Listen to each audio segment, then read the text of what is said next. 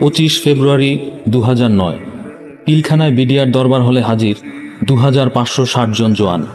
সকাল 9টা 5 মিনিট দরবার হলে প্রবেশ করেন বিডিআরের ডিজি মেজর জেনারেল শাকিল সহ বিডিআরে কর্মরত সেনা কর্মকর্তারা। 9টা 30-এ ডিজি বক্তব্য শুরু করেন। এ সময় অস্ত্র হাতে মঞ্চে উঠে পড়ে সিপাহী মঈনকে ধরে ফেলেন ডিজির পাশে থাকা সেনা কর্মকর্তারা।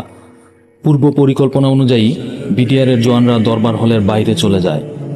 শুরু হয় বিক্ষিপ্তভাবে ছোটাছুটি, শোনা যায় 2-1টি গুলির আওয়াজ।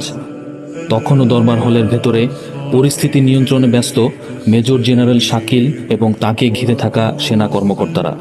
9টা 32 minute major general Shakil phone করে বিশৃঙ্খল পরিস্থিতির কথা জানান তৎকালীন সেনাপ্রধান জেনারেল মঈনকে। পিলখানায় জরুরি সেনা পাঠাতে অনুরোধ করেন। এরপর ফোন করেন র্যাবের